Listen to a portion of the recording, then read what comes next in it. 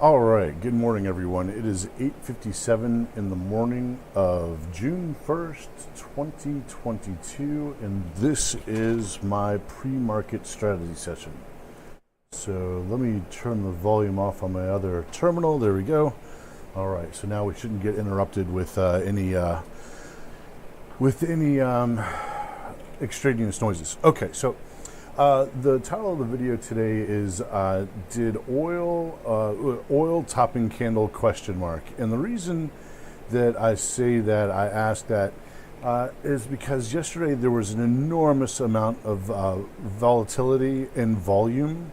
Let's see, the volume was, this is the West Texas Intermediate, and the number of contracts traded was 384,000, which is significantly higher than anything in the previous, well, that goes back to March, so that's the end of March, April, May, so past 60 days, which I guess is this current contract. So I can't really see what volume was like back here right now in this area right here. I'd like to see that, but I don't really have it. So in recent history here, you can see contracts traded in the 100,000 range roughly, right in here. You know, like this is this day right here on sort of this topping candle right here on the 18th of April. It's a short-term top, was 62,000, right? And you know, so roughly somewhere around 117,000 to 62,000 is kind of normal volume on a daily basis for West Texas Intermediate. But then yesterday there was an enormous, maybe there was a what do you call it, when it expires, perhaps there's an expiration yesterday or something. I don't know, you know, and I'd actually like to have previous data on it to really find out, but I don't have previous data on West Texas Intermediate. You know, maybe I can kind of cheat it a little bit. Let's go back. Let's go to B&O. This is sort of, this isn't really reliable. Okay, so yeah, volumes were a lot higher back here on B&O. So 9 million contracts were traded on the 8th of March. Yesterday, 1.87 million. So, I mean, I guess not, you know, on red days, the candles are bigger somewhat on red days than they are on green days. I don't know. So, typically speaking, I would call this a topping candle. If not for at least the short term, I don't think it's going to be like a trend reversal. I don't think it's going to be something that's going to like reverse the direction. Like, you know, we've got oil like zooming up here for what's a year straight, really, you know, and then all of a sudden we come to one candle on one day, and then suddenly it's, you know, just because of this one candle. I mean, I doubt that's what's going to happen, but I do think on a short-term basis that we ought to get a pullback, you know, on oil that will be the buying opportunity that we're looking for. So today it's up a little bit. And I think, you know, it just hit the top end of its range. Let's see it come down closer to the bottom end of its range for its next move up. You know, and we'll see how it goes. You know, and if it comes down to the bottom of its range and then just starts plummeting down, then, you know, it'll probably be you know, a stronger buy at that point. Really, if we start to get kind of like this sort of capitulation looking move. I mean, this right here looks like you know, capitulation, but it's not.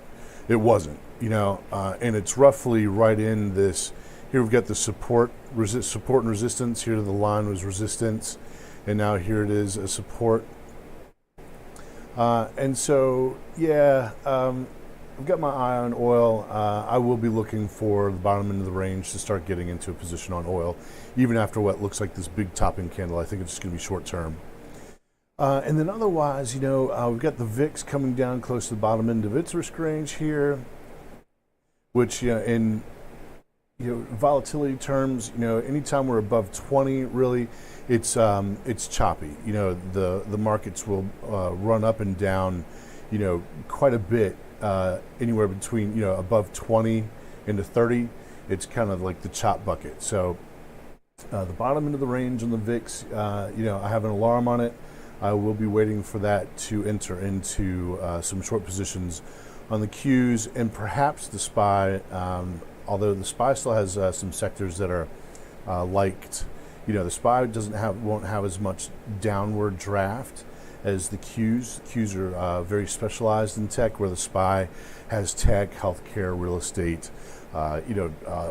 all sorts of, just energy, so on and so on and so on, that will allow it to stay a little bit more afloat than, say, tech or the Russell, for that matter. I really haven't paid much attention to the Russell, and it's provided some pretty decent short opportunities, which I think actually today probably will be a short opportunity. Going into the open, we're almost into overbought conditions, but not quite there. I think the low volume moves, selling may go away. So once we start getting low volume and complacency, then we start seeing bigger moves to the upside and the downside. So it's still bearish. The economic conditions we're experiencing are still bearish. So I will be sitting tight and waiting for the right opportunity, the right levels to get in and press my shorts. All right, so let's see. And really, that's kind of it. Amazon went on a pretty good rip yesterday. It's now above its risk range, and the consumer is hurting. The consumer is hurting bad, but Amazon is about to split, and that's usually very bullish. That's usually 20 for 1. That's usually a really bullish occurrence. So what's going to happen is, if there aren't people who can buy 100 shares, at what is it, 2,400 right now? Yeah, 2,400. And so if you wanted to buy 100 shares, it's going to be like $240,000, right? Well, so the split is 20 for 1. So if you want to buy 100 shares at $120, oops,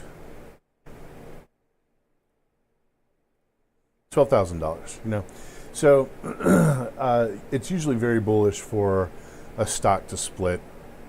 The consumer's hurting right now, and 15%, if the last time I looked, 15% of the XLY is comprised of Amazon.